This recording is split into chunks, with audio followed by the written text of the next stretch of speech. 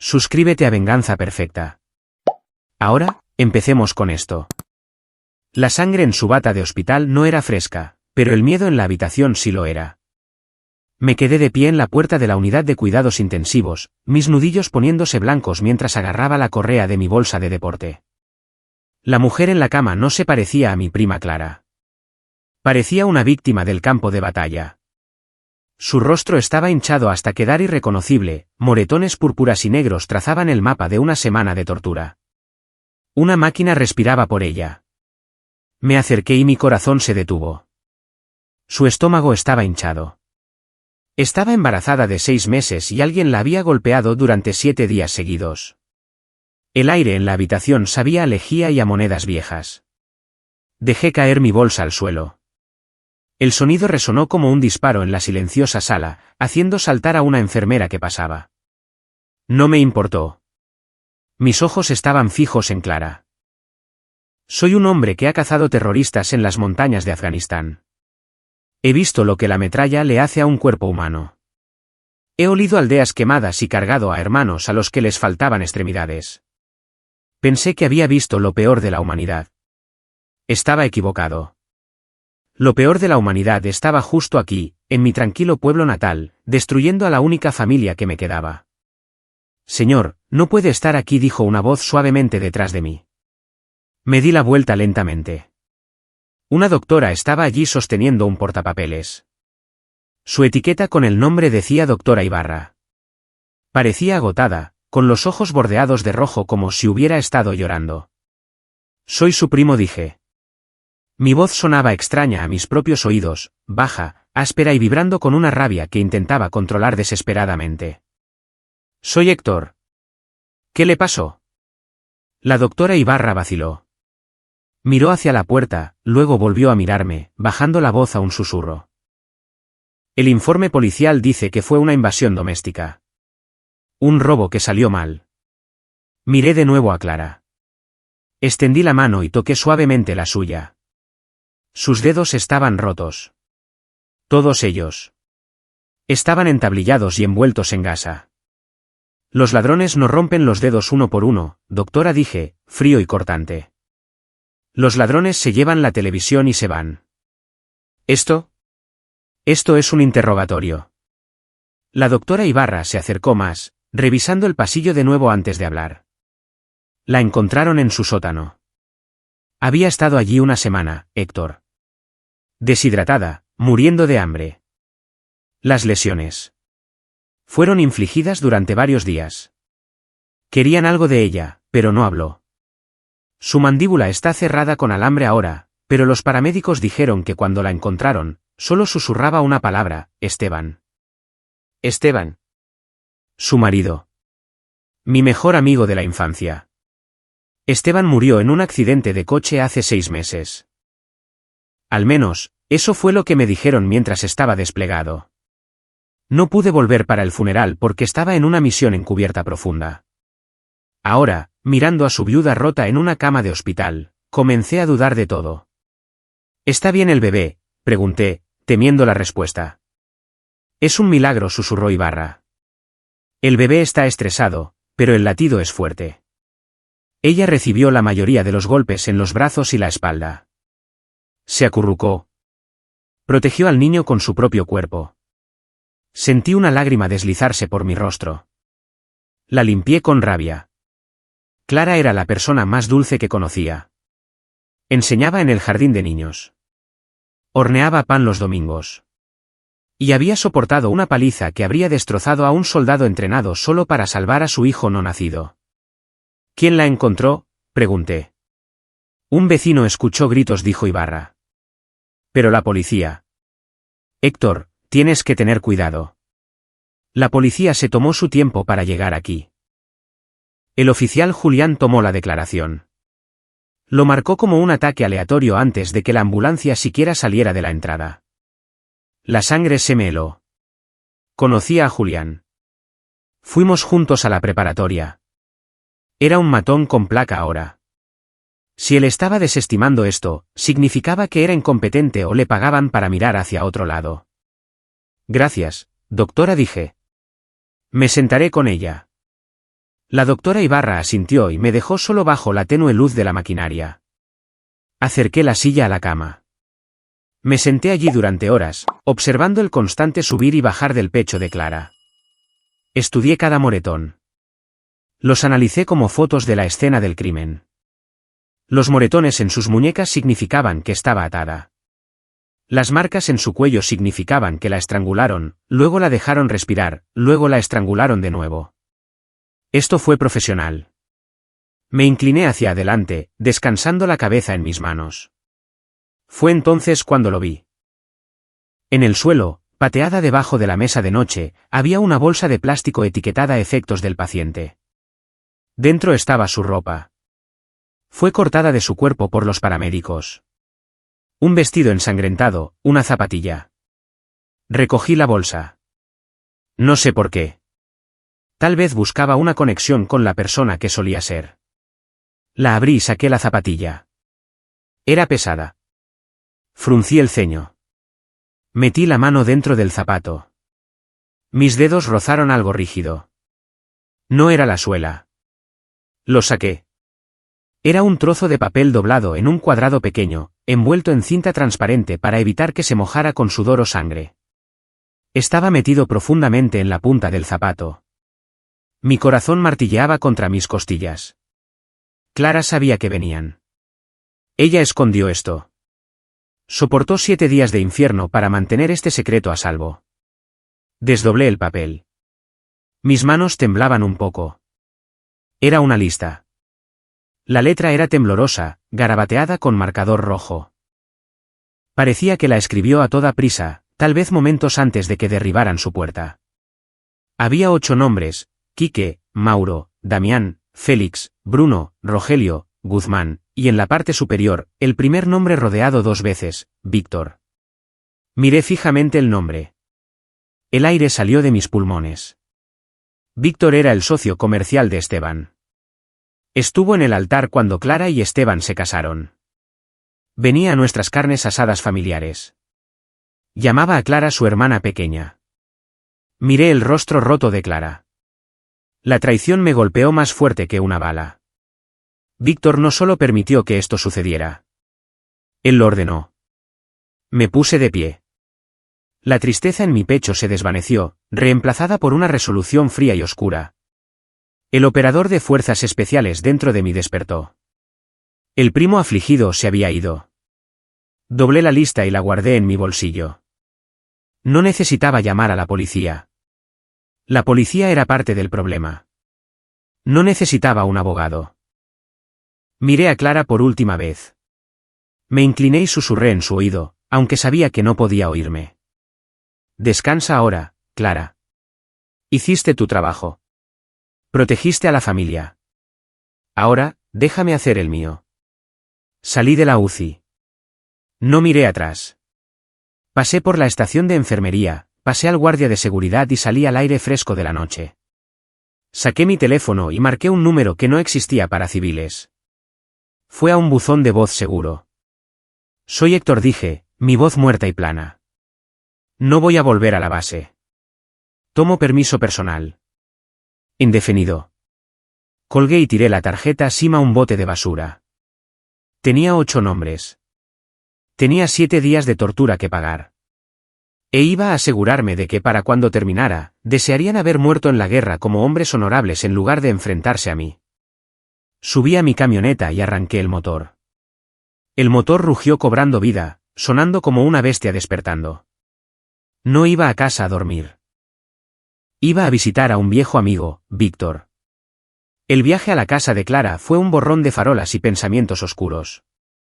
Aparqué mi camioneta a una cuadra de distancia bajo la sombra de un viejo roble. La casa, el lugar donde habíamos pasado Navidades, donde Esteban había asado hamburguesas en el patio trasero, parecía una tumba ahora. La cinta policial ondeaba al viento a través de la puerta principal. Plástico amarillo barato que no hacía nada para contener el horror de lo que había sucedido dentro. No entré por la puerta principal. Fui por la parte de atrás. La ventana de la cocina ya estaba rota. El vidrio destrozado hacia adentro. Este fue su punto de entrada. Pasé por encima del alféizar, mis botas crujiendo sobre los fragmentos de vidrio. La casa estaba fría. Olía a aire viciado y algo metálico. Sangre. Saqué una pequeña linterna táctica de mi cinturón y la encendí. El haz cortó la oscuridad. La cocina estaba destrozada. Los cajones estaban sacados. Cubiertos esparcidos por el suelo. Habían destrozado el lugar buscando algo. Me dirigí a la puerta del sótano.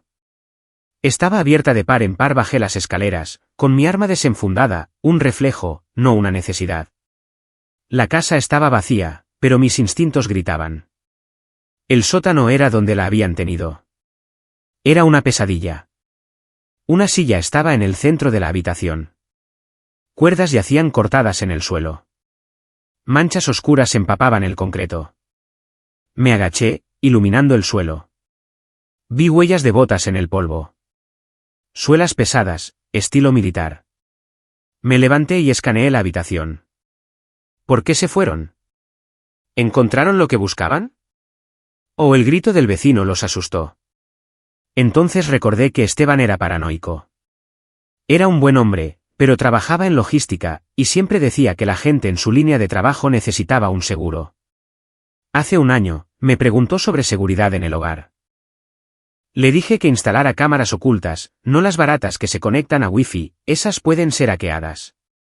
Le dije que consiguiera cámaras de circuito cerrado cableadas que grabaran en un disco oculto. Miré la estantería en la esquina. Estaba volcada. Libros derramados por todas partes, pero la cubierta de ventilación en la pared detrás de ella parecía intacta. Me acerqué y saqué una multiherramienta de mi bolsillo.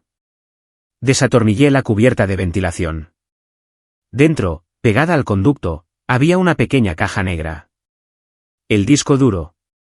Mis manos temblaban mientras lo liberaba. Si este sistema estaba funcionando, lo vio todo. No tenía una computadora conmigo, pero sabía a dónde ir. Salí de la casa, el disco duro quemándome el bolsillo.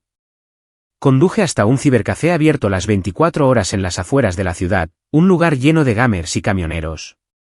Pagué en efectivo por una cabina privada en la parte de atrás. Conecté el disco. Los archivos aparecieron. Archivo 0001. Fecha, hace 7 días. Hice clic en reproducir. Las imágenes granulosas en blanco y negro mostraban el sótano. La marca de tiempo era 2 de la madrugada. La puerta se abrió de golpe. Clara fue arrastrada escaleras abajo por 2 hombres. Llevaban pasamontañas, pero se movían con precisión. La arrojaron a la silla. Luego, un tercer hombre entró en el encuadre. No llevaba máscara. Pausé el vídeo. Hice zoom. Era Víctor. Llevaba un traje caro, luciendo fuera de lugar en el polvoriento sótano. Se inclinó cerca de la cara de Clara. Subí el volumen. ¿Dónde está el libro mayor, Clara?, preguntó Víctor. Su voz era tranquila, casi aburrida. Clara estaba llorando, sacudiendo la cabeza. No sé de qué estás hablando, Víctor. ¿Por qué haces esto? Víctor suspiró. Se volvió hacia uno de los hombres enmascarados. Ella cree que estamos jugando. Muéstrale que no es así. El hombre enmascarado dio un paso adelante. Agarró la mano de Clara. Miré, mi estómago retorciéndose en un nudo, mientras él doblaba su dedo índice hacia atrás hasta que se rompió. Clara gritó. Fue un sonido que me perseguirá hasta que muera. Cerré la computadora portátil de golpe. No podía ver más. Había visto suficiente. Tenía la confirmación. Víctor, el hombre que comía en su mesa, que se reía con su marido, era el arquitecto de su dolor. Expulsé el disco y aplasté la pantalla de la computadora portátil con mi puño. Dejé un fajo de billetes de 1000 pesos en el teclado y salí. Necesitaba encontrar a Víctor. Y sabía exactamente dónde estaría, el Club Cobalto. Era el único lugar de alta gama en la ciudad, un salón solo para miembros donde la élite de la ciudad iba a beber whisky y fingir que no eran corruptos. Aparqué mi camioneta en el callejón detrás del club. No fui a la puerta principal. Subí por la escalera de incendios, moviéndome silenciosamente por los oxidados escalones de metal. Llegué a la azotea y encontré la escotilla de mantenimiento. Estaba cerrada. Una patada rápida rompió el mecanismo. Bajé al pasillo cerca de las suites VIP. La música del club abajo era un bajo sordo y palpitante, como un latido del corazón. Avancé por el pasillo, revisando los nombres en las puertas. Me detuve en la etiquetada V Huerta. Podía escuchar risas dentro. Respiré hondo. No tenía mi equipamiento de combate completo. Tenía un cuchillo, una Sig Sauer P320 metida en mi cintura y suficiente rabia para incendiar la ciudad. Probé la manija, cerrada. Retrocedí y pateé la puerta justo debajo de la cerradura. La madera se astilló y la puerta se abrió de golpe. La música dentro de la habitación se detuvo. Víctor estaba sentado en un sofá de cuero, con un vaso de cristal de whisky en la mano. Dos mujeres estaban sentadas a su lado. Un hombre grande, un guardaespaldas, estaba en la esquina. Víctor levantó la vista molesto.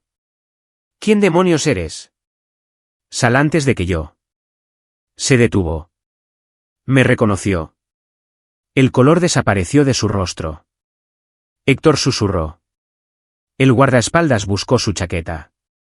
Mala idea. Crucé la habitación en 3 zancadas. El guardaespaldas fue lento. Agarré un cenicero de vidrio pesado de la mesa y se lo estrellé en la sien. Cayó como un costal de cemento. Las mujeres gritaron. Fuera, dije con calma.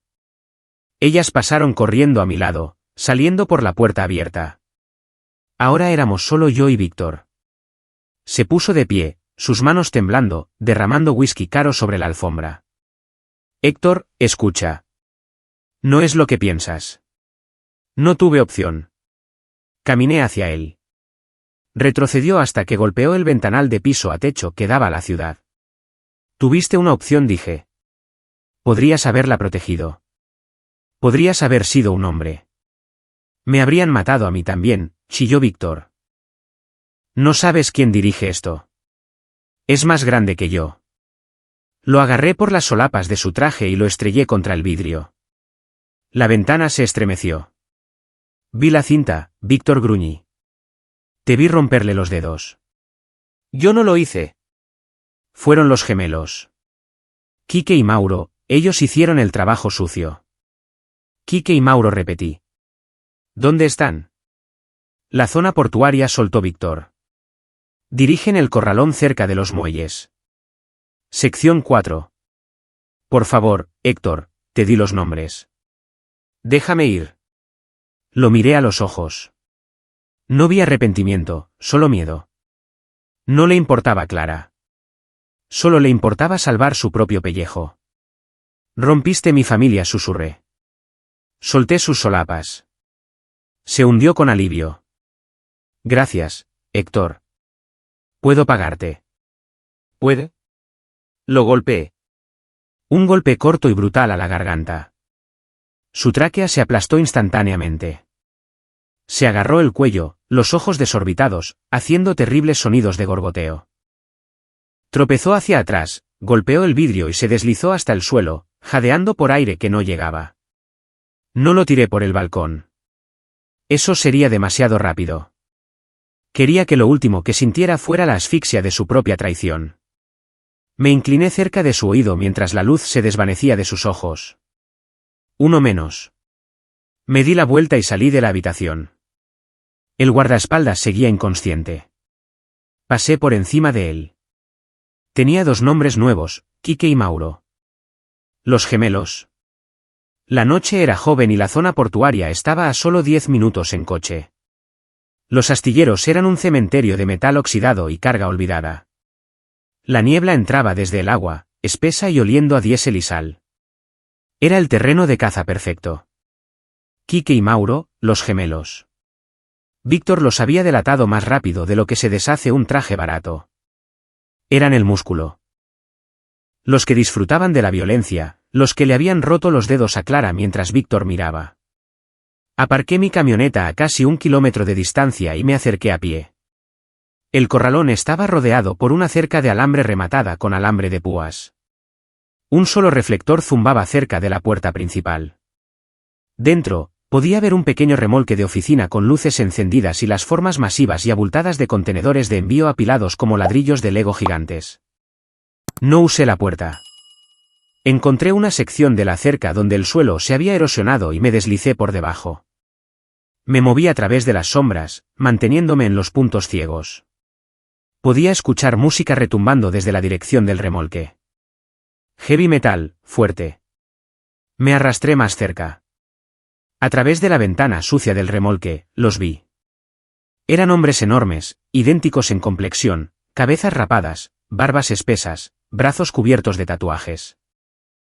Uno estaba sentado en una caja limpiando una pistola. El otro estaba comiendo un sándwich, riéndose de algo en una pantalla de televisión. Parecían relajados, cómodos. Pensaban que eran intocables. Revisé mi propia arma. Tenía 7 rondas en el cargador de la Sig Sauer. No planeaba dispararles. Aún no. Los disparos llaman la atención. Necesitaba que esto fuera silencioso. Recogí una llave inglesa pesada de una pila de chatarra cercana. La arrojé con fuerza contra una lámina de hierro corrugado a unos 20 metros de distancia. Clan. La música dentro del remolque se detuvo. La puerta se abrió. Uno de los gemelos salió. Quique, supuse. Tenía una escopeta en la mano. ¿Qué fue eso?, gritó a la oscuridad. ¿Es un mapache? Solo compruébalo, gritó la voz desde adentro. Mauro bajó las escaleras, barriendo con la escopeta de un lado a otro. Si es un piedrero tratando de robar cobre, le voy a disparar. Caminó justo por delante de la pila de llantas donde yo estaba agachado. Me moví. Me acerqué por detrás de él, rápido y silencioso. Envolví mi brazo izquierdo alrededor de su garganta en una llave de estrangulamiento y usé mi mano derecha para controlar el cañón de la escopeta, apuntándolo lejos de nosotros. Se agitó, tratando de quitarme de encima, pero apreté el estrangulamiento. Era fuerte, pero yo tenía ventaja y sorpresa. En 10 segundos, sus piernas se aflojaron. Estaba inconsciente. Arrastré su cuerpo inconsciente detrás de las llantas y le até las manos y los pies con precintos. Tomé la escopeta y accioné el mecanismo para expulsar el cartucho, dejándola vacía, luego la arrojé a la oscuridad. Uno menos, falta uno. Caminé hacia el remolque, ya sin esconderme. Pisé las escaleras de metal. Mis botas resonaron en los escalones. ¿Lo atrapaste?, gritó Mauro. Pateé la puerta para abrirla. Mauro giró en su silla. Sus ojos se abrieron de par en par cuando me vio. Un extraño con una chaqueta táctica negra de pie en su puerta. Buscó una pistola en la mesa. Fui más rápido. Agarré una caguama medio llena del mostrador y se la estrellé en la cara. El vidrio se rompió. Mauro rugió de dolor, cegado por el alcohol y la sangre. Lanzó un golpe salvaje, pero me agaché y clavé mi hombro en su estómago, derribándolo hacia atrás. Chocamos contra una estantería de metal, lloviendo herramientas sobre nosotros. Era un luchador callejero, pesado y lento. Trató de abrazarme para aplastarme las costillas. Le di un cabezazo justo en el tabique. Escuché el crujido del cartílago. Se tambaleó hacia atrás, aturdido. Le barrí las piernas y golpeó el suelo con fuerza. Antes de que pudiera levantarse, tenía mi rodilla en su pecho y el cañón de mi pistola presionado contra su frente.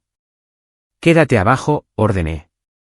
Mi voz era tranquila, lo que lo asustó más de lo que lo habrían hecho los gritos. Se congeló, la sangre manando de su nariz. «¿Quién eres? ¿Qué quieres?»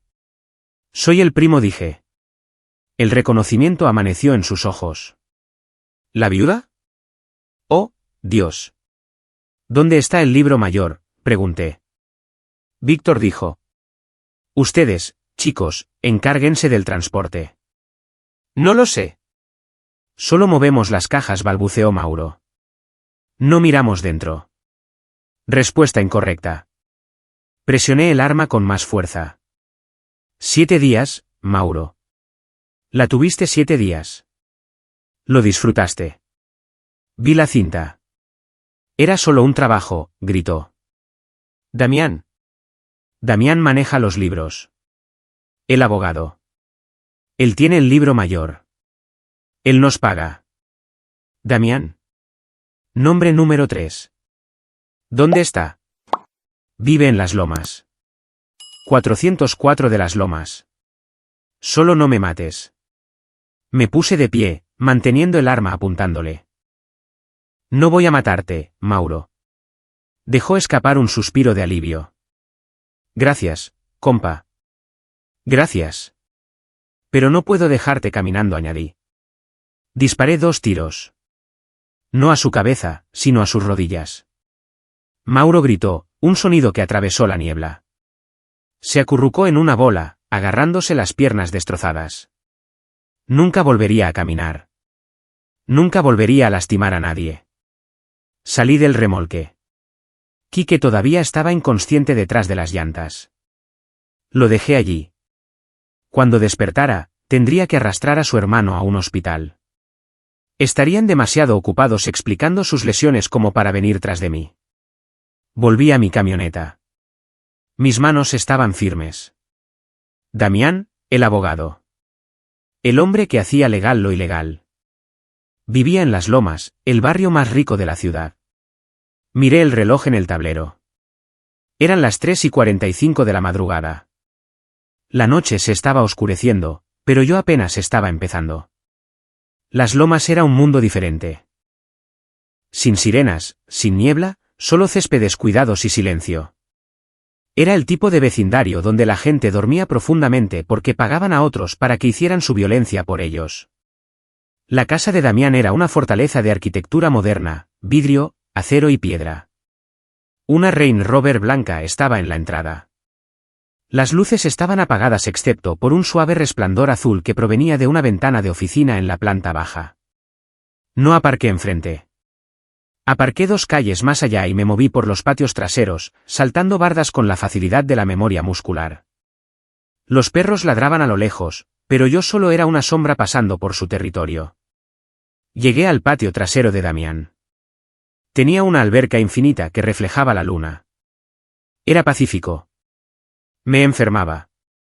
Compró esta paz con dinero de sangre. Con el dolor de Clara. Me acerqué a la puerta corrediza de vidrio. Estaba cerrada, por supuesto, pero la gente como Damián confiaba demasiado en los sistemas de seguridad electrónicos. Vi la caja de alarma en la pared. No corté los cables que activarían una alarma silenciosa. En su lugar, usé un imán de alta potencia que guardaba en mi kit, colocándolo directamente sobre el sensor. Engañó al sistema haciéndole creer que el circuito todavía estaba cerrado. Usé un cortavidrios para hacer un círculo limpio cerca de la manija, metí la mano y abrí la puerta. La deslicé para abrirla. Silencio. Me moví por la casa. Olía a colonia, cara y cuero. Seguí la luz azul hasta la oficina.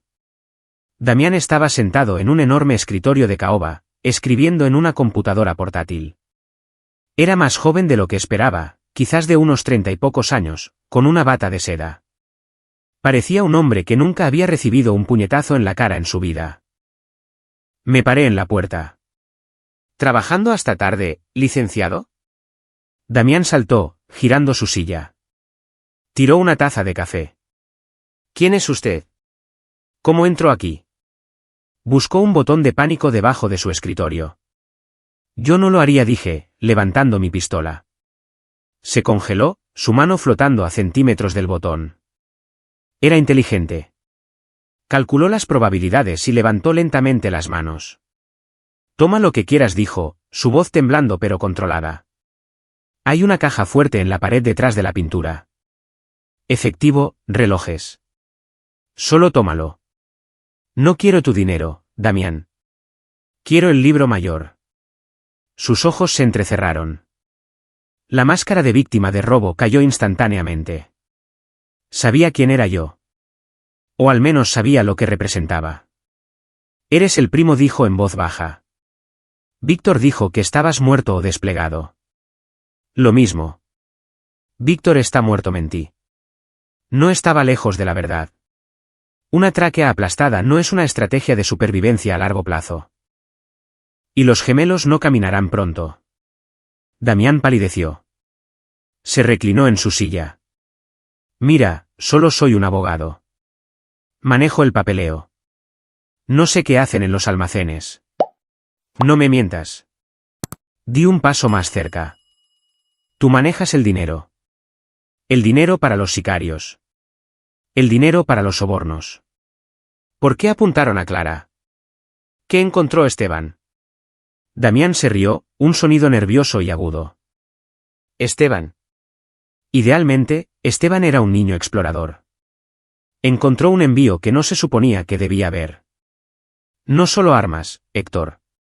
No solo movíamos armas. ¿Qué era? Personas, susurró Damián. Tráfico de alto valor. Chicas, niños. Esteban encontró el manifiesto. Iba a ir a la FGR. Teníamos que detenerlo. Mi agarre en el arma se apretó. Tráfico de personas. Por eso la policía tenía miedo. Por eso el dinero era infinito. ¿Y Clara? Pregunté. Se negó a vender la empresa de camiones, dijo Damián. Necesitábamos sus camiones para mantener la ruta abierta. Pensamos que si la presionábamos, firmaría. No sabíamos que estaba embarazada hasta el segundo día. A Guzmán no le importó. Guzmán. El nombre me golpeó como un golpe físico. Guzmán, pregunté, mi voz apenas un susurro. ¿Guzmán está involucrado en esto? ¿Involucrado? Damián sonrió con arrogancia. Guzmán lo dirige. Es el intermediario. Establece las rutas. Contrató al equipo. Sentí que la habitación giraba. Guzmán era mi antiguo oficial al mando. El hombre que me enseñó a disparar. El hombre que fue dado de baja con deshonor hace 5 años por fuerza excesiva en una aldea en Siria. Lo había defendido en ese entonces. Pensé que era un héroe siendo usado como chivo expiatorio. No era un héroe. Era un monstruo. ¿Dónde está?, exigí. No puedes tocarlo, dijo Damián, ganando confianza. Tiene un detalle de seguridad privado. Exmercenarios. Félix, Bruno, Rogelio, todos están con él. Están en el complejo del Molino Viejo esta noche. Una reunión. El Molino Viejo, una fábrica textil abandonada en el río. Aislada, defendible. Gracias, Damián, dije. Lo vi relajarse. Pensó que había hablado para salir de esto. Buscó su teléfono en el escritorio. Estoy llamando a la policía ahora, dijo con presunción. Irrumpiste en mi casa. Defensa propia. Tocó la pantalla. No le disparé. Eso sería demasiado ruidoso en este vecindario. Agarré una pesada estatua de bronce del estante. La balanza de la justicia. Apropiado. La balancé. Conectó con el lado de su cabeza con un ruido sordo y repugnante. Damián se desplomó sobre su escritorio, inconsciente, la sangre acumulándose en su bata de seda. Agarré su computadora portátil y su teléfono. Miré la pantalla. No había marcado el 911. Había abierto un hilo de texto. El último mensaje que envió segundos antes de que lo golpeara decía, él está aquí. El primo, Las Lomas. La respuesta había llegado al instante, entretenlo. Estamos a 2 minutos. Félix. Félix. Objetivo número 4. El asesino. Escuché el chirrido de neumáticos afuera. Los faros barrieron la ventana delantera. Estaban aquí. Ya no era el cazador. Era la presa. No corrí. Correr hace que te disparen por la espalda. Apagué las luces de la oficina y me tiré al suelo, arrastrándome hacia el pasillo. A través de la ventana delantera, vi 2 camionetas SV frenar chirriando en el césped cuidado. Las puertas se abrieron de golpe, 4 hombres salieron. Se movían como soldados, espaciándose, revisando esquinas, armas levantadas. Estos no eran matones callejeros como los gemelos. Estos eran operadores. Reconocí al hombre en punta, Félix. ¿Lo conocía? Servimos en la misma unidad antes de que se hiciera privado. Era un médico que se dio cuenta de que le gustaba más quitar vidas que salvarlas. Era rápido, silencioso y amaba los cuchillos. Despejen el perímetro. 2 atrás, 2 conmigo, ladró Félix. Su voz era tranquila, profesional. Tenía segundos. Estaba en un pasillo sin cobertura, armado con una pistola y un cuchillo contra 4 hombres con rifles de asalto. Necesitaba una distracción. Me arrastré a la cocina. Abrí la válvula de gas de la estufa, escuchando el silbido del metano llenando la habitación. Agarré una botella de vodka caro del mostrador y la rompí cerca de la puerta trasera, dejando un rastro de alcohol de alta graduación. Escuché girar la manija de la puerta trasera. Estaban entrando. Me retiré al cuarto de lavado, escondiéndome detrás de la pesada lavadora. Saqué una bengala de mi chaleco táctico, algo que siempre llevaba en mi kit. La puerta trasera se abrió de una patada. 2 sombras entraron en la cocina. Despejado a la izquierda, susurró uno. Huele a gas, dijo el otro, pausando. Encendí la bengala y la arrojé a la cocina. ¿Vos? La habitación estalló. No fue una explosión que nivelara la casa, sino un incendio repentino. El gas se encendió en una bola de fuego que envolvió la cocina. Los 2 hombres gritaron mientras la onda expansiva los golpeaba hacia atrás fuera de la puerta. La distracción funcionó. El equipo delantero, Félix y el otro tirador, estarían dudando, preguntándose qué pasó. No esperé. Corrí fuera del cuarto de lavado, no lejos del fuego, sino a través del humo. Cargué hacia la puerta principal. Félix venía por el pasillo, tosiendo, con su rifle levantado. No esperaba que yo fuera hacia él. Disparé 2 veces. El hombre detrás de Félix cayó, una bala en su hombro. Félix fue más rápido. Se zambulló en la sala de estar, rodando detrás de un sofá de cuero. Héctor, gritó Félix, riendo. Fue un sonido escalofriante. Sabía que eras tú. Solo tú estás lo suficientemente loco como para quemar una casa mientras estás dentro de ella. Ríndete, Félix, grité, cubriéndome detrás de una columna de mármol. Damián habló. Sé lo de Guzmán. Sé lo del tráfico. Guzmán va a estar muy decepcionado, se burló Félix. Le caías bien, Héctor. Realmente le caías bien. Quería reclutarte. Reclutarme para golpear a mujeres embarazadas, escupí de vuelta. Daño colateral, dijo Félix. Ella no quiso firmar. Son negocios. Vi su sombra moverse. Me estaba flanqueando. Revisé mi cargador. Quedaban 3 rondas. No podía ganar un tiroteo. Necesitaba acercarme. Fuiste médico una vez, Félix, grité, tratando de rastrear su movimiento por su voz. Todavía lo soy, susurró. Estaba justo a mi lado. Se abalanzó desde detrás de la columna, no con su rifle, sino con un cuchillo carambit, una hoja curva diseñada para destripar a un hombre. Cortó hacia mi cara. Me incliné hacia atrás, sintiendo el viento de la hoja pasar a centímetros de mi nariz. Agarré su muñeca, torciéndola con fuerza, pero él era resbaladizo. Me dio un rodillazo en las costillas, dejándome sin aire. Tropecé hacia atrás. Cortó de nuevo, haciendo una línea poco profunda a través de mi pecho. Te estás haciendo viejo, Héctor, se burló. Entró para el golpe mortal, apuntando a mi garganta. No bloqueé. Di un paso adelante. Acepté el dolor.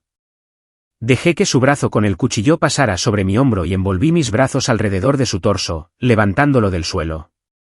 Lo estrellé contra el suelo de mármol. El aire salió de sus pulmones. El cuchillo cayó lejos. Antes de que pudiera recuperarse, estaba encima de él. No usé mi arma. Usé mis manos. Lo golpeé izquierda, derecha, izquierda, hasta que su cara fue una ruina. ¿Dónde está Guzmán?, grité, mis manos ensangrentadas. Félix escupió un diente, sonriendo a través de la sangre. No está en el molino viejo. Eso fue un señuelo. Mi estómago se hundió. ¿Dónde está? Está terminando el trabajo, jadeó Félix. En el hospital. Va a silenciar a la viuda. ¿Clare? Sentí un pavor frío bañarme. La había dejado sola. Pensé que estaba a salvo en la UCI. No hice otra pregunta. Me levanté y pisé la cabeza de Félix, dejándolo inconsciente. Corrí por la puerta principal. El fuego se estaba extendiendo ahora, las llamas lamiendo el costado de la casa. Las sirenas aullaban a lo lejos. Salté a mi camioneta. No me importaba el límite de velocidad. No me importaban los semáforos en rojo. Clara estaba indefensa. Estaba en coma, y Guzmán, el hombre que me enseñó a matar, estaba en camino para asesinarla. Pisé el acelerador a fondo.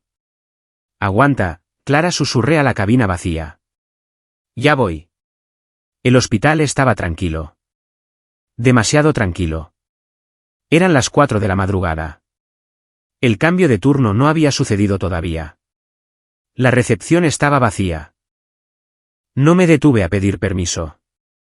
Me moví por los pasillos estériles como un fantasma, mi mano flotando cerca de la pistola metida en mi cintura.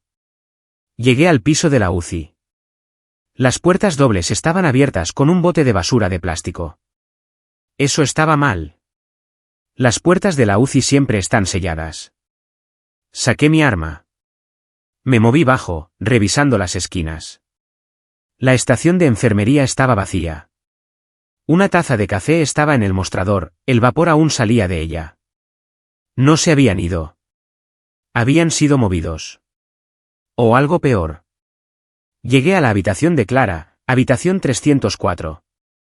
La cortina estaba cerrada. Podía ver una silueta dentro. Un hombre alto de pie sobre la cama. Estaba ajustando el goteo intravenoso. No irrumpí. Escuché. SHH. Está bien, cariño, dijo una voz profunda y familiar. Ya casi termina. Solo un pequeño pinchazo. Guzmán. Abrí la puerta de una patada. Aléjate de ella. Guzmán se giró lentamente. Llevaba una bata blanca de médico sobre su equipo táctico.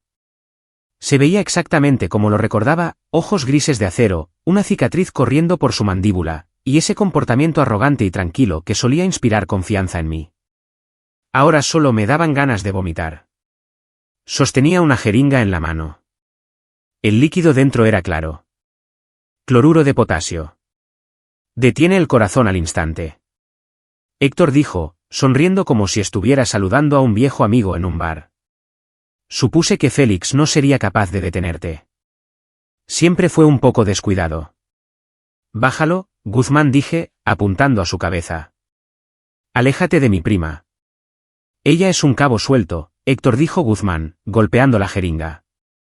Vio nuestras caras. Escuchó los nombres. Conoces el protocolo. Sin testigos. Está embarazada, grité. Es familia. Esto no es una misión, Guzmán. Esto es asesinato. La sonrisa de Guzmán se desvaneció. Siempre es una misión. La misión es el beneficio, y ella está en el camino. Movió la aguja hacia el puerto intravenoso de Clara. No tuve opción. No podía dispararle. Si fallaba o la bala lo atravesaba, podría golpear a Clara o al tanque de oxígeno detrás de ella. Cargué. Lo placajeé justo cuando hundía la aguja. La jeringa voló por la habitación, rompiéndose contra la pared. Chocamos contra la bandeja de equipos. Los instrumentos de metal se esparcieron por todas partes. Guzmán era fuerte, más fuerte que yo. Me arrojó como una muñeca de trapo. Golpeé la pared, jadeando por aire. Sacó un cuchillo de su cinturón, una hoja de combate dentada. Te enseñé todo lo que sabes, chico, gruñó Guzmán, avanzando hacia mí. Pero no te enseñé todo lo que yo sé. Lanzó un tajo. Esquivé, pero él fue rápido. Me cortó el antebrazo. Ignoré el dolor. Agarré un poste de metal de suero y lo balanceé como un bastón. Conectó con sus costillas. Crack. Guzmán gruñó, pero no se detuvo. Se abalanzó, inmovilizándome contra la ventana. Forcejeamos, su cuchillo a centímetros de mi ojo. Estás luchando por un fantasma, Siseo. Ella ya está muerta. Todo el sistema está amañado. Únete a nosotros, Héctor, o muere con ella. Prefiero morir, gruñí. Le di un fuerte cabezazo. Tropezó hacia atrás, la sangre manando de su nariz. No lo dejé recuperarse. Pateé su rodilla, hiperextendiéndola. Cayó sobre una rodilla. Le di una patada giratoria en la sien. Se derrumbó en el suelo, inconsciente. Me quedé allí, jadeando, la sangre goteando de mi brazo. Miré a Clara. No se había movido. Las máquinas seguían pitando rítmicamente. Estaba a salvo por ahora. Pero Guzmán no estaba solo. Nunca trabajaba solo. Revisé la radio de Guzmán. Cobró vida con un crujido. Jefe, tenemos el perímetro asegurado. Bruno y Rogelio están en posición en el techo. ¿Tenemos el objetivo? Francotiradores en el techo. Miré a Guzmán. No podía matarlo aquí. Atraería la atención al instante, y lo necesitaba vivo. Necesitaba que sufriera. Pero primero, tenía que sacar a Clara. Agarré la silla de ruedas de la esquina. Desconecté cuidadosamente a Clara de los monitores, silenciando las alarmas mientras lo hacía. Mantuve el tanque de oxígeno portátil conectado. La levanté. Se sentía tan ligera, tan frágil, y la coloqué en la silla, cubriéndola con una manta. Agarré la radio de Guzmán. El objetivo está asegurado, dije, imitando la voz profunda de Guzmán lo mejor que pude. La voy a sacar por atrás. Traigan la camioneta. ¿Copiado, jefe? Se lo tragaron. Tenía quizás 5 minutos antes de que se dieran cuenta de que no era Guzmán quien salía por esa puerta. Empujé la silla de ruedas hacia el pasillo. No iba a la parte de atrás. Iba al sótano, a la salida de la morgue. Era la única forma en que no estarían vigilando. Aguanta, Clara, susurré, empujándola hacia el ascensor. Vamos a dar un paseo. Mientras las puertas del ascensor se cerraban, miré hacia atrás a la habitación donde Guzmán yacía inconsciente. Debería haberle metido una bala en el cerebro. Dejarlo vivo fue un error. Lo sabía. Pero en este momento, salvar a Clara era la única misión que importaba. La salida de la morgue conducía a un muelle de carga tenuemente iluminado, el aire espeso con el olor a escape y formaldehído. Estaba helando. Envolví mi propia chaqueta alrededor de Clara, metiéndola apretada alrededor de su vientre hinchado. Todavía estaba inconsciente, su rostro pálido a la luz de la luna. La cargué en el asiento del copiloto de mi camioneta, reclinándolo para que no fuera vista. Aseguré el tanque de oxígeno portátil entre sus piernas. Quédate conmigo, susurré, revisando su pulso. Era débil pero constante. Salí del muelle de carga, manteniendo mis luces apagadas hasta que llegué a la carretera principal. Revisé mi espejo retrovisor. Nada.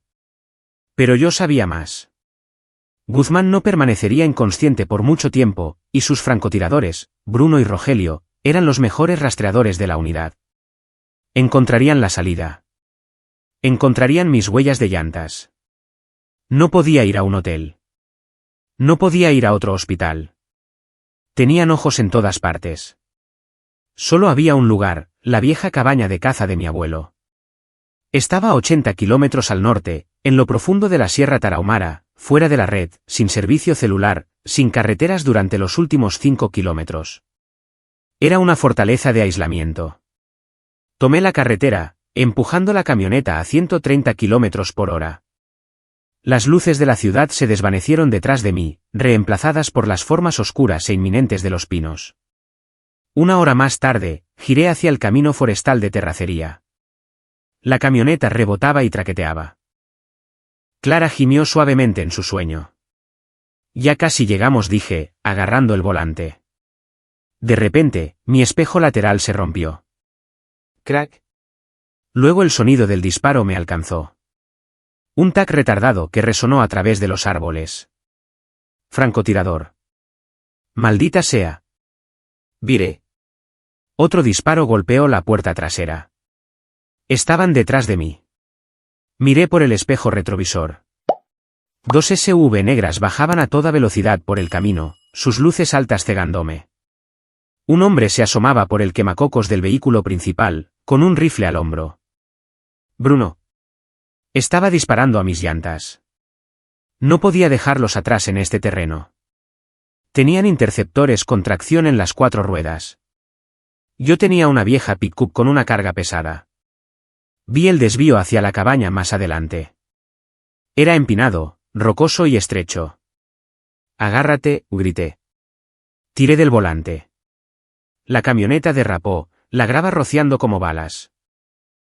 Nos estrellamos contra el sendero, las ramas azotando contra el parabrisas. Las camionetas nos siguieron.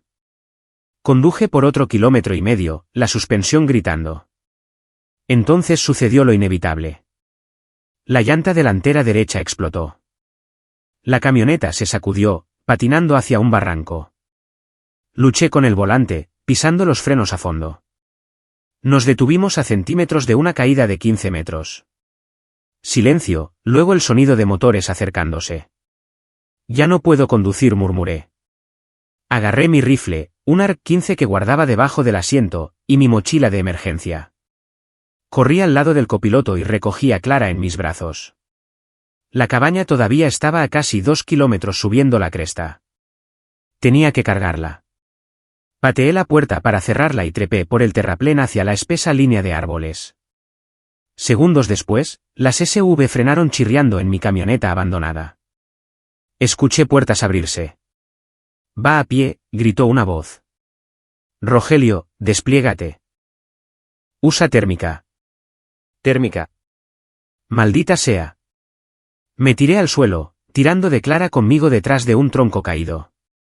Saqué una manta térmica de mi mochila. El milar refleja el calor. Bloquea las firmas térmicas. Cubrí a Clara con ella completamente. «Quédate quieta», recé. Me alejé de ella, 20 metros a la izquierda. Necesitaba atraer su fuego. Necesitaba que me miraran a mí, no a ella. Me subí a un árbol, acomodándome en una rama gruesa. A través de la mira de mi rifle, los observé. 2 figuras moviéndose por el bosque. Llevaban gafas de visión nocturna. Se movían silenciosamente, escaneando los árboles. Bruno y Rogelio. Objetivo número 6 y número 7. Se estaban separando. Bruno estaba tomando el terreno bajo. Rogelio subía por la cresta directamente hacia el escondite de Clara. Respiré hondo. Centré la retícula en el pecho de Rogelio. Hoy no, susurré. Apreté el gatillo. «Van». El chaleco antibalas de Rogelio echó chispas. La bala lo golpeó hacia atrás, pero no se quedó abajo. Rodó detrás de un árbol al instante. «Contacto en la línea de cresta a las 11», gritó Rogelio en su radio. Bruno abrió fuego desde abajo. Las balas masticaron la corteza de mi árbol. Astillas llovieron sobre mi cara. Salté, golpeando el suelo y rodando. Devolví el fuego, suprimiendo a Bruno. «Vengan», grité, tratando de sonar aterrorizado. ¿Es eso todo lo que tienen? Corrí más arriba por la cresta, lejos de Clara. Mordieron el anzuelo. Ambos se dieron la vuelta y me persiguieron. Los llevé a un afloramiento rocoso que conocía desde la infancia. Era un cañón cerrado. Un callejón sin salida, o una trampa si sabías cómo usarlo. Trepé por las rocas y me escondí en una grieta. Bruno y Rogelio entraron en el claro de abajo. Eran cautelosos, escaneando las rocas. «¿A dónde fue?», susurró Bruno. «No lo sé». «Revisa las señales de calor», respondió Rogelio. Recogí una piedra y la arrojé al lado opuesto del cañón. «Clater». Ambos giraron hacia el sonido, rifles levantados. Me asomé. Le di un doble tiro a Rogelio. Uno en el pecho, uno en el cuello donde terminaba el chaleco. Cayó sin sonido.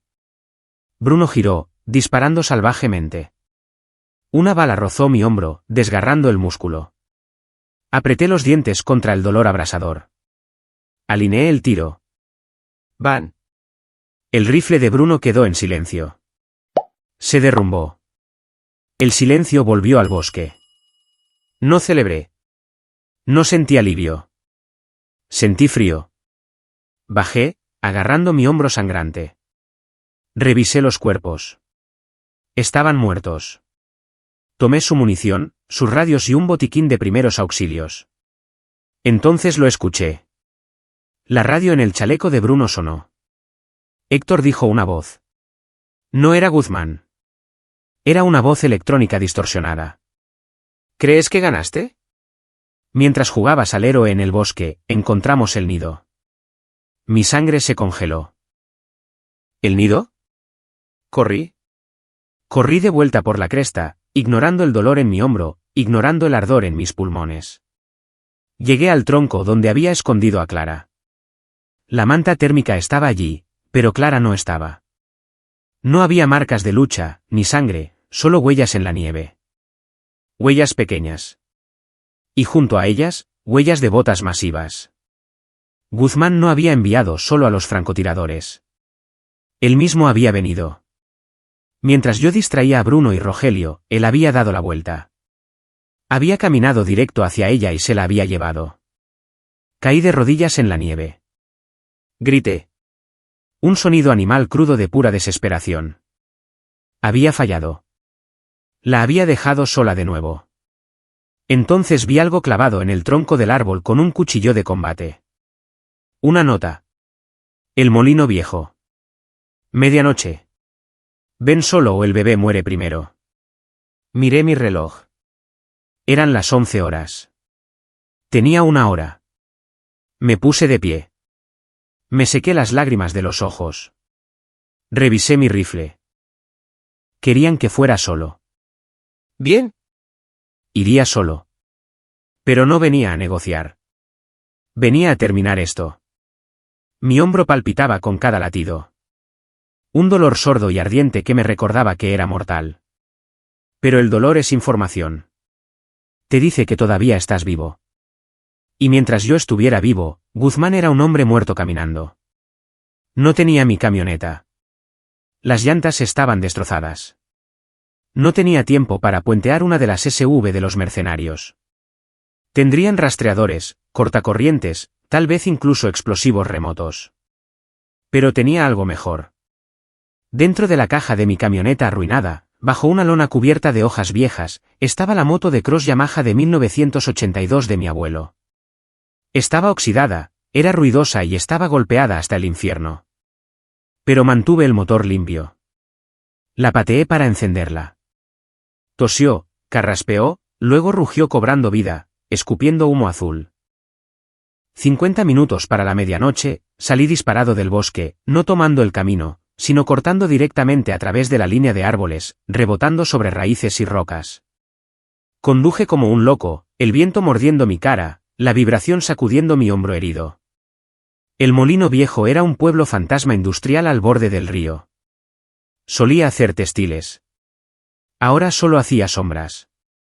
Era una fortaleza de ladrillo y vidrio roto rodeada por una cerca de alambre rematada con alambre de púas. Apagué el motor a 1,5 kilómetros de distancia. Empujé la moto a una zanja y la cubrí con ramas. Me moví a pie. El perímetro estaba iluminado con reflectores portátiles. Conté 4 guardias patrullando la línea de la cerca. Mercenarios, sicarios contratados. No eran el equipo de élite. El equipo de élite Bruno, Rogelio, Félix estaban todos muertos o rotos. Estos eran las sobras. Eso los hacía peligrosos, impredecibles.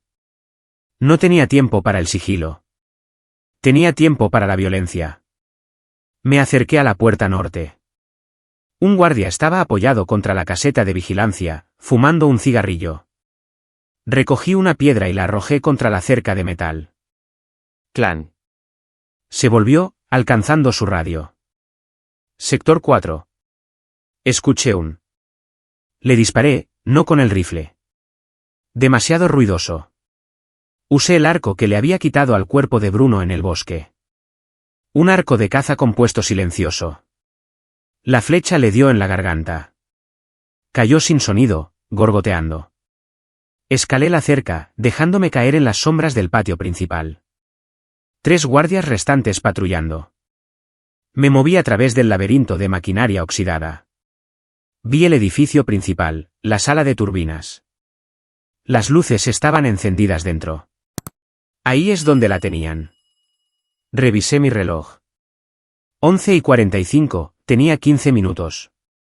Encontré la caja de interruptores externa de la instalación. Era un enorme gabinete de hierro oxidado. Usé la empuñadura de mi cuchillo para romper el candado. Dentro estaban los interruptores principales. No solo los cambié, los puse en cortocircuito. Atasqué mi cuchillo de combate a través de las barras colectoras principales. Zap. Una lluvia de chispas explotó en mi cara. El zumbido de los reflectores murió instantáneamente. Todo el complejo se sumió en la oscuridad. El caos estalló. Se fue la luz. Consigue el respaldo, Juana, alguien gritó. ¿Dónde están las gafas de visión nocturna? No veo nada. Sonreí en la oscuridad. Este era mi mundo ahora. Me puse las gafas de visión nocturna que le quité a Rogelio. El mundo se volvió verde y claro.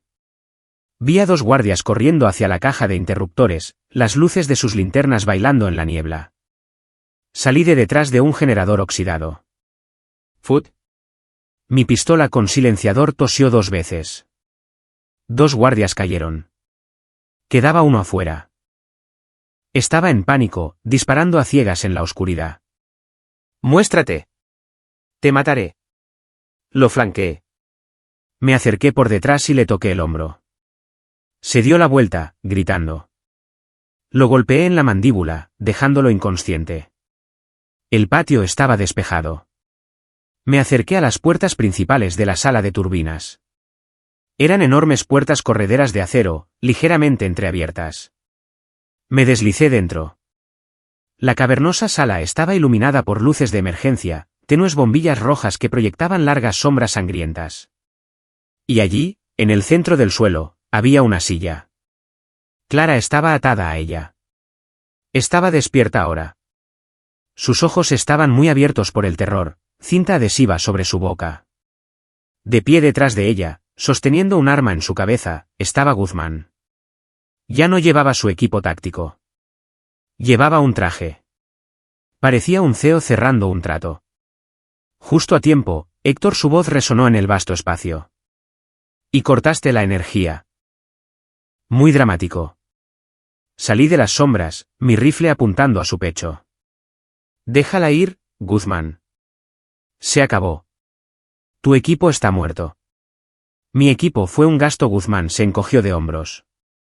Activos prescindibles. Pero esto. Hizo un gesto hacia Clara. Esto es el fondo de jubilación. ¿Qué quieres?, pregunté, acercándome poco a poco. Quiero el disco, dijo Guzmán. El que tomaste de la casa. El que tiene las imágenes.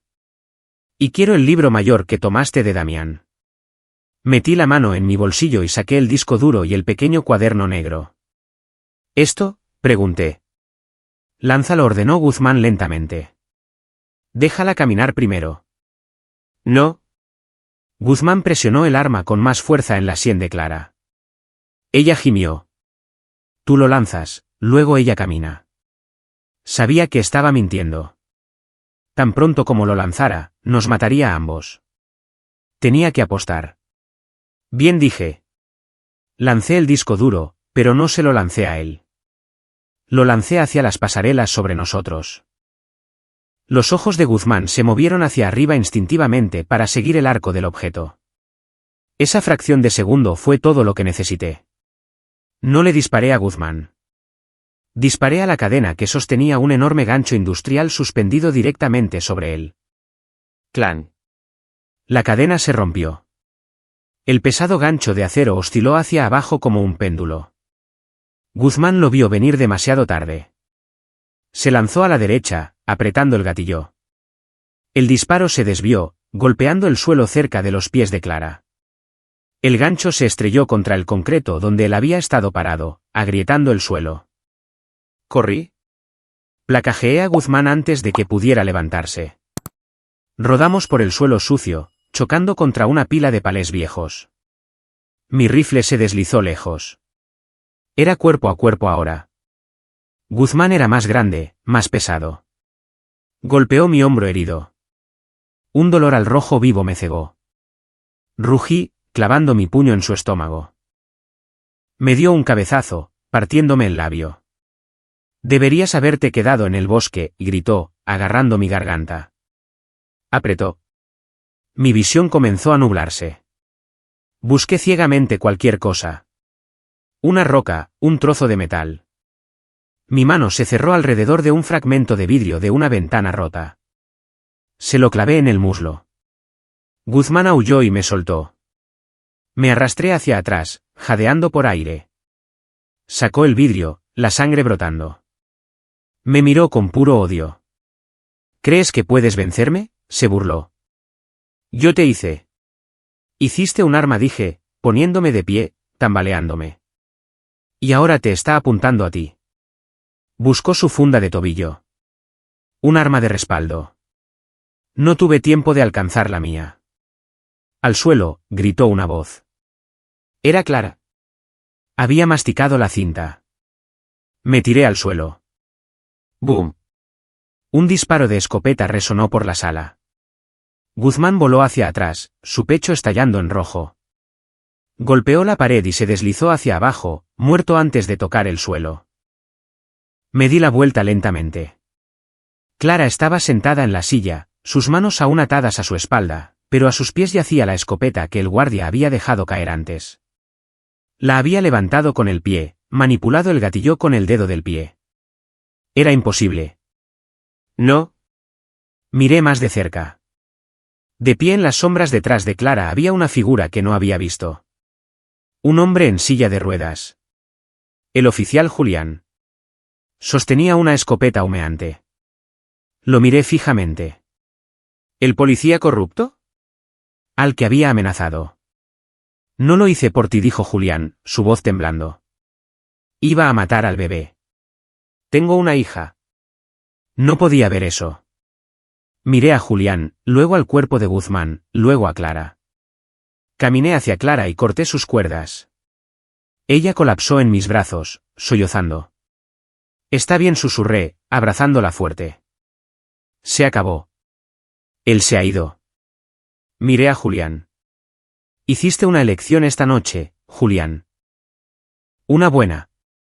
¿Significa esto que estoy fuera de la lista?, preguntó nerviosamente. Miré la carnicería a nuestro alrededor. Por ahora. Pero vas a entregarte. Vas a testificar. Vas a derribar toda la red. Julián asintió. Lo haré. Recogí a Clara en mis brazos. Vamos a casa. Salimos del molino al aire frío de la noche. Las sirenas venían de nuevo, pero esta vez no estaba corriendo. Las sirenas se acercaban. Me senté en el parachoques de la ambulancia, un paramédico vendando mi hombro. Julián estaba esposado en la parte trasera de una patrulla de policía, confesando todo a un policía estatal. Clara estaba dentro de la ambulancia, finalmente a salvo, sedada y en camino al centro regional de trauma. Se sentía como una victoria. La adrenalina se estaba desvaneciendo, reemplazada por un agotamiento profundo hasta los huesos. Miré la bolsa para cadáveres que estaban cerrando, el hombre con el que había luchado, el hombre al que Julián había disparado. Algo me molestaba. Oye, le dije al forense, poniéndome de pie. Abre eso. Señor, no puede. Ábrelo, ladré. El forense se estremeció y bajó la cremallera. Miré fijamente la cara del hombre muerto. Estaba destrozada por el disparo de escopeta, pero el cuello. Guzmán tenía un tatuaje en el cuello. Un escorpión. Se lo hizo en Bagdad. El cuello de este hombre estaba limpio. Mi sangre se congeló. Este no es el, susurré. Agarré la billetera del hombre muerto de la bolsa de evidencia. Elías Guzmán. El hermano menor de Guzmán. El que fue expulsado del entrenamiento básico. El que lo idolatraba. Guzmán había enviado a su propio hermano a morir como señuelo. ¿Dónde está el verdadero Guzmán?, murmuré, escaneando la escena. Agarré a Julián por el cuello a través de la ventana abierta de la patrulla. Ese no era él. ¿Dónde está el centro principal? ¿Dónde está la base real? Julián parecía aterrorizado. El molino era el centro de transporte. Eso es todo lo que sé. ¿Excepto qué? Hay un lugar. Lo llaman la guardería, balbuceó Julián. Es una vieja escuela privada en las montañas. Colegio San Judas. Está cerrado. Dicen que ahí es donde se guarda la carga antes de que se envíe. La carga, los niños. Y si Guzmán no estaba aquí, estaba allí, destruyendo la evidencia. Necesito un coche, grité. El policía estatal trató de detenerme. Señor, está herido. Está bajo arresto. No discutí. No tenía tiempo. Agarré las llaves de su cinturón mientras él buscaba su radio, lo empujé suavemente a un banco de nieve y salté a su patrulla. Tomo esto prestado, grité. Encendí las luces y las sirenas. San Judas estaba a 30 kilómetros de distancia. La guardería era una fortaleza. Era un edificio de piedra en expansión rodeado por un muro de 3 metros. Parecía un castillo de una película de terror. Apagué las sirenas a 1,5 kilómetros de distancia. Aparqué la patrulla en el bosque y me moví a pie. Mi hombro estaba en llamas. Tenía una escopeta de policía robada y mi pistola con 2 cargadores restantes. Llegué a la barda perimetral. No había guardias afuera. Eso era malo. Significaba que estaban todos dentro, fortificados. Subí a un árbol que colgaba sobre la barda y me dejé caer en el patio. Silencio. Las puertas delanteras de la escuela estaban abiertas de par en par. Entré. El vestíbulo estaba vacío. Papeles cubrían el suelo. Parecía que estaban evacuando. Me moví por el pasillo principal. El aire olía a gasolina. Iban a quemarlo. Con todos dentro. Escuché voces provenientes del gimnasio. Abrí las puertas dobles de una patada. La escena congeló mi corazón. En el centro del gimnasio, acurrucados juntos en colchonetas de gimnasia, había al menos 30 niños. Estaban aterrorizados, silenciosos, observando a los hombres vertiendo gasolina alrededor del perímetro. De pie en las gradas, supervisándolo todo, estaba el verdadero Guzmán. Parecía mayor, más duro que su hermano. Me vio entrar. No parecía sorprendido. Parecía cansado. Eres persistente, Héctor, dijo Guzmán. Tenía un detonador en la mano. Mi hermano fue un tonto al pensar que podía luchar contigo. Déjalos ir, Guzmán, dije, levantando la escopeta. Se acabó. La policía viene. La policía está a 20 minutos. Guzmán revisó su reloj. Este lugar será cenizas en 2. ¿Vas a quemar niños? Me acerqué. Incluso para ti, eso es bajo. No hay evidencia sin ellos, dijo Guzmán fríamente. Y sin evidencia, no hay crimen. Levantó el detonador. Espera, grité. Solté la escopeta. La pateé lejos. Levanté las manos. Tómame a mí, dije. Déjalos ir. ¿Me quieres a mí? ¿Quieres matar al hombre que desmanteló tu imperio? Aquí estoy, desarmado. Guzmán hizo una pausa. Sonrió. Una sonrisa cruel y depredadora. ¿Un intercambio?, preguntó. ¿El héroe por los mocosos? Sí. Guzmán asintió a sus hombres. Abran las puertas laterales. Dejen correr la carga, pero quédense con el grande. Los hombres dudaron, pero abrieron las puertas. Vayan, les grité a los niños. ¡Corran! Se dispersaron. Fue un caos. Pequeños pies golpeando el suelo de madera, corriendo hacia la noche fría. En 30 segundos, el gimnasio estaba vacío. Solo yo, Guzmán y 4 mercenarios. Muy noble, dijo Guzmán, bajando de las gradas. Ahora, dispárenle en la rodilla. Uno de los mercenarios levantó su rifle. Van. Mi pierna explotó en dolor. Colapsé, gritando. Guzmán caminó hacia mí. Se paró sobre mí, mirando hacia abajo como un dios. Arruinaste todo, dijo suavemente. Años de trabajo. Millones de pesos. Me pateó en las costillas. Jadeé, saboreando sangre. Pero no importa, dijo Guzmán. Tengo dinero en cuentas que no puedes tocar. Tengo un avión esperando. Me voy, Héctor. ¿Y tú? Tú vas a arder con este edificio. Se volvió hacia sus hombres. Enciéndanlo. Uno de los mercenarios arrojó una bengala encendida al charco de gasolina. ¿Vos? Un muro de fuego estalló entre la salida y yo. El calor fue instantáneo, abrasador. Guzmán se rió. Adiós, Héctor. Se volvió para salir por la salida trasera con sus hombres. Yo yacía a la luz del fuego, mi pierna inútil, mi arma desaparecida. Pero aún no estaba muerto. Miré el suelo del gimnasio.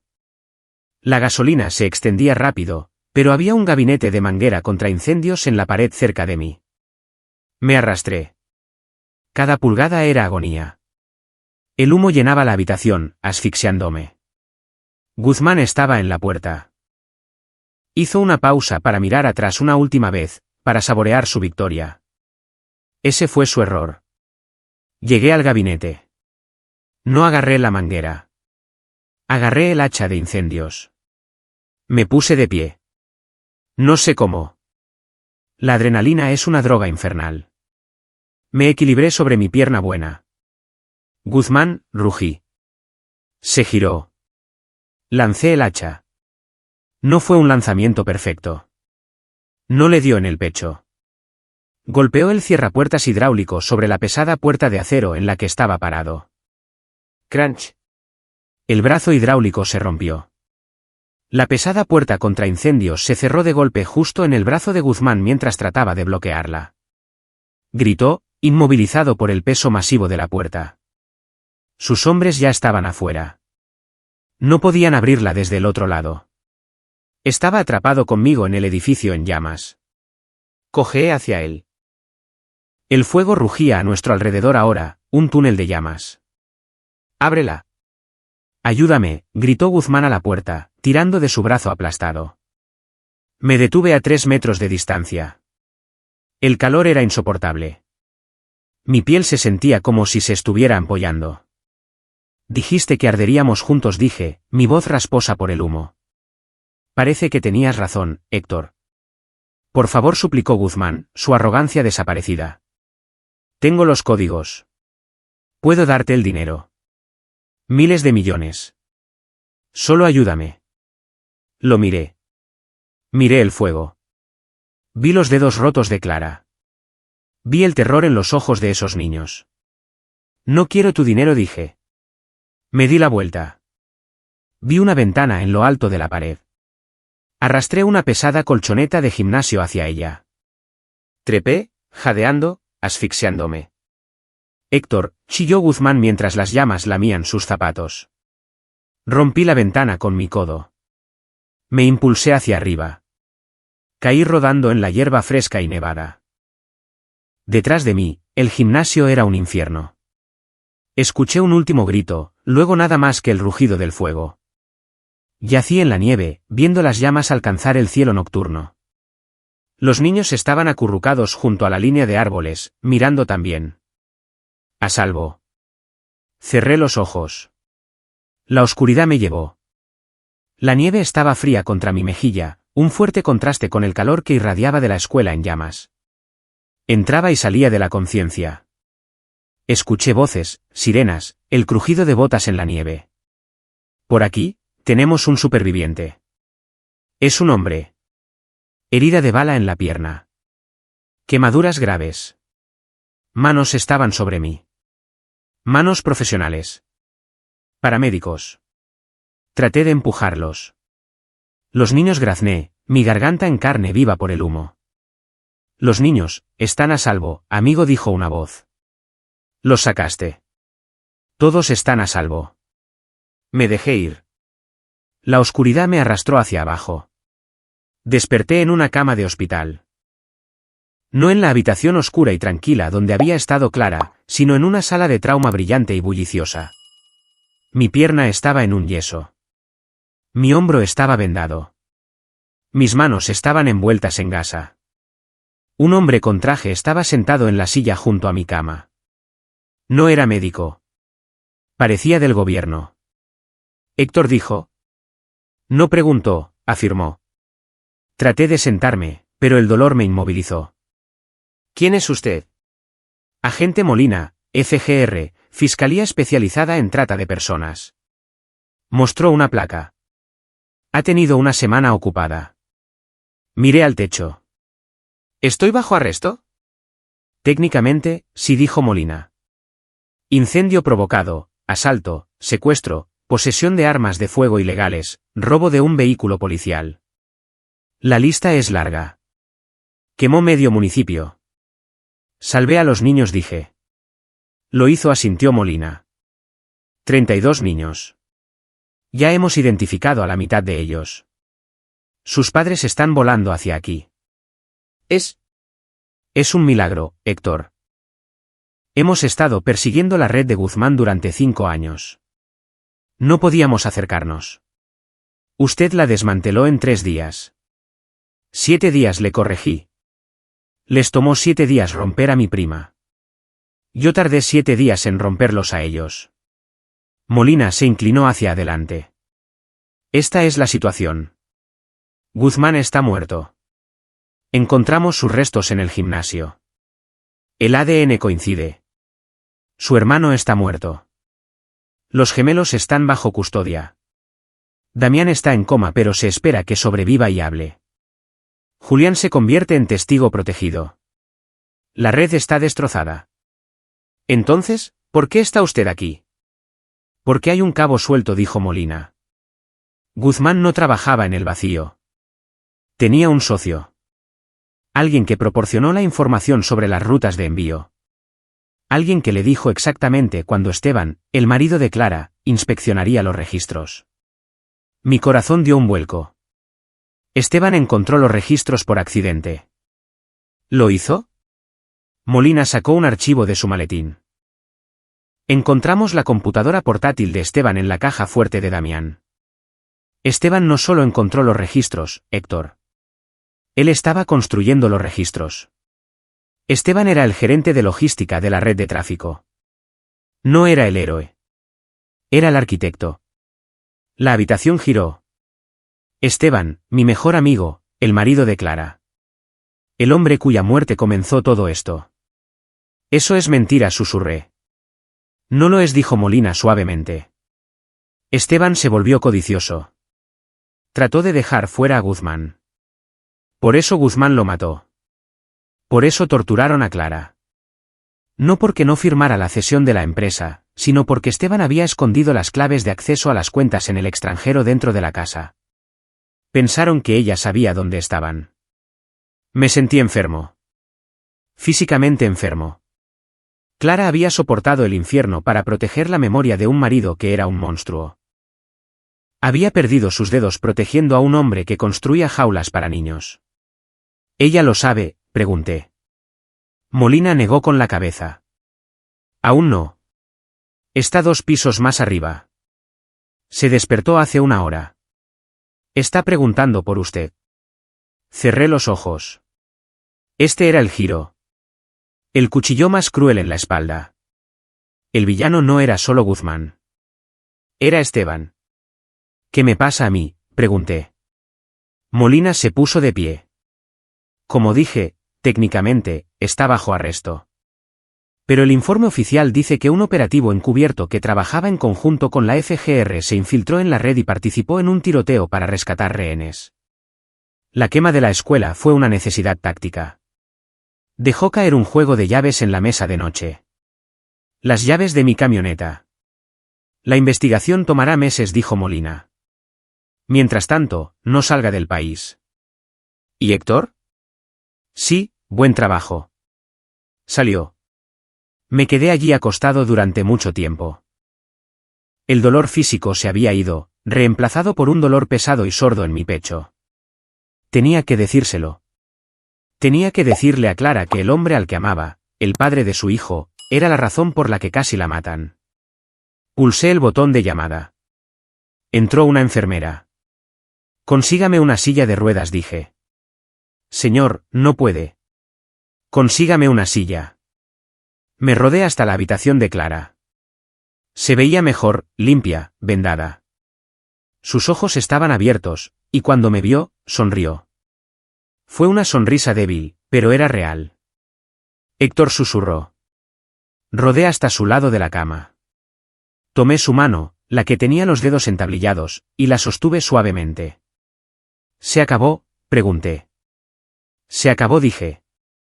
Guzmán está muerto. Los niños están a salvo. Dejó escapar un largo suspiro, las lágrimas corriendo por su rostro. Gracias. Nos salvaste. Salvaste el legado de Esteban. La miré. Miré la esperanza en sus ojos. Lo había perdido todo, su marido, su hogar, su seguridad. Todo lo que le quedaba era la creencia de que Esteban era un buen hombre que murió injustamente. Si le decía la verdad, la rompería. Destruiría el último trozo de su alma. Apreté su mano. Sí, mentí. Salvamos su legado. Era un héroe, Clara. Trató de detenerlos. Por eso hicieron esto. Porque era un héroe. Clara sollozó, asintiendo. Lo sabía. Sabía que era bueno. Me tragué el sabor amargo en mi boca. Llevaría ese secreto a mi tumba. Dejaría que tuviera a su héroe. Dejaría que su hija creciera pensando que su padre fue un mártir, no un monstruo. Esa fue mi carga final. Descansa un poco, dije, besando su frente. No me voy a ir a ningún lado. Rodé mi silla hacia la ventana y miré la ciudad. El sol estaba saliendo. Era un nuevo día, pero la historia no estaba del todo terminada. Quedaba un nombre en la lista. Un nombre que no había tachado porque no sabía que estaba allí hasta que Molina me dio el archivo. El archivo decía que Esteban tenía un socio, no Guzmán, un socio silencioso, alguien que manejaba el dinero en el lado legal, incluso por encima de Damián. Saqué el papel doblado de mi bolsillo, la lista que Clara había escondido en su zapato. Miré la parte posterior del papel. Había un número de teléfono garabateado a lápiz. Saqué el teléfono desechable que le había quitado a Damián. Marqué el número. Sonó 3 veces. Hola, contestó una voz. Una voz de mujer. Una voz que reconocí.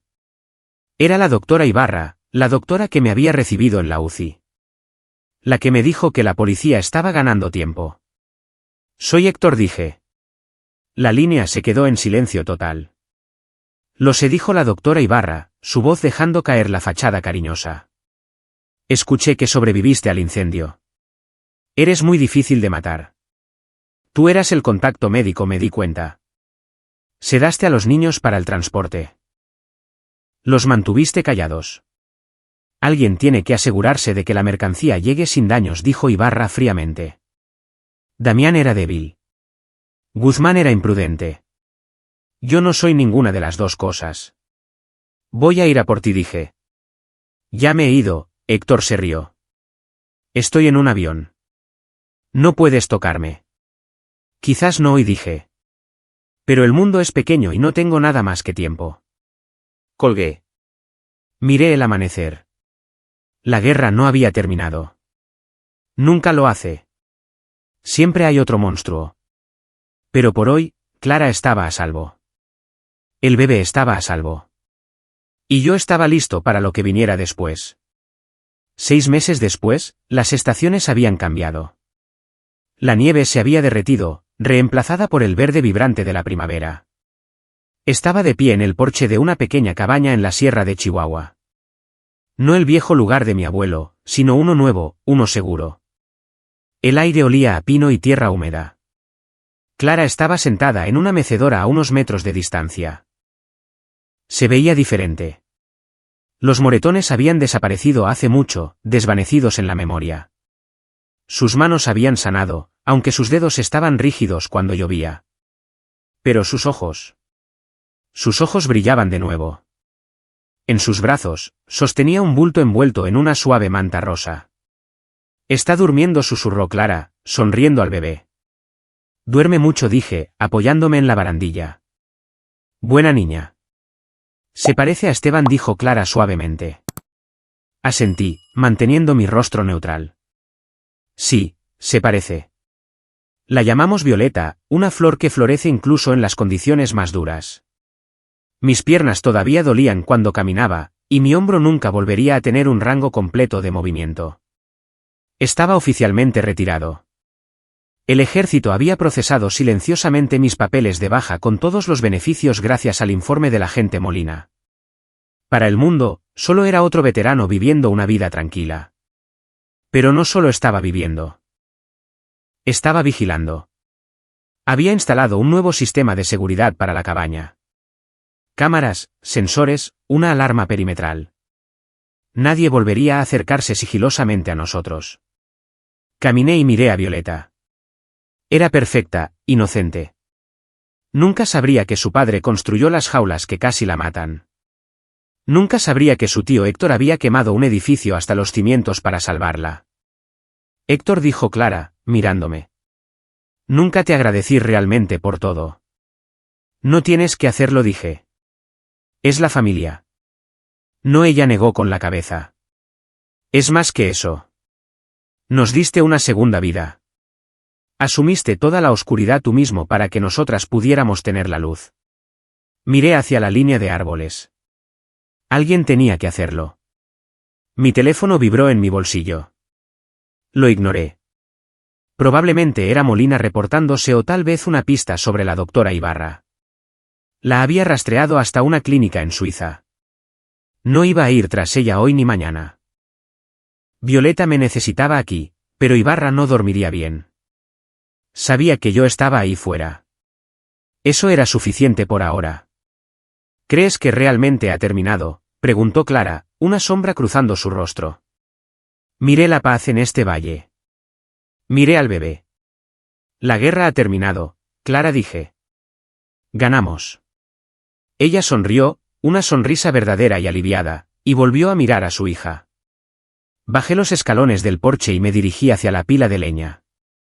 Recogí un hacha, no para pelear esta vez, sino para cortar leña. El trabajo simple y rítmico de mantener el hogar caliente. Mientras balanceaba el hacha, partiendo el tronco limpiamente en dos, pensé en la lista. Víctor muerto. Los gemelos lisiados y en prisión. Damián en prisión de por vida. Félix muerto. Bruno muerto. Rogelio muerto. Guzmán muerto. Julián bajo custodia protectora, redimiéndose. La justicia no siempre es limpia. No siempre es legal. Pero mirando a ese bebé en el porche, a salvo y amada, supe que era correcto. Pensaron que podían romper a una viuda. Pensaron que podían lastimar a un niño. No sabían quién estaba montando guardia en la puerta. Y ahora nunca lo volverían a hacer. ¡Guau! Todavía me dan escalofríos al pensar en ese final. Es difícil creer lo lejos que llegará una persona para proteger a sus seres queridos, ¿verdad? Tengo una pregunta seria para ustedes antes de irse. Si descubrieran un oscuro secreto sobre alguien a quien aman, como hizo Héctor con Esteban, ¿dirían la verdad para protegerlos de una mentira? ¿O guardarían este secreto para proteger su corazón? Déjenme saber en los comentarios. Leo cada uno de ellos. Y oigan, si esta historia los mantuvo al borde de su asiento, por favor háganme un favor. Toquen suavemente ese botón de me gusta y suscríbanse. Me ayuda a traerles más de estos thrillers emocionales épicos. Además, díganme en los comentarios qué tipo de historias quieren escuchar a continuación. Más venganza militar o tal vez algo sobre detectives encubiertos o misterios psicológicos.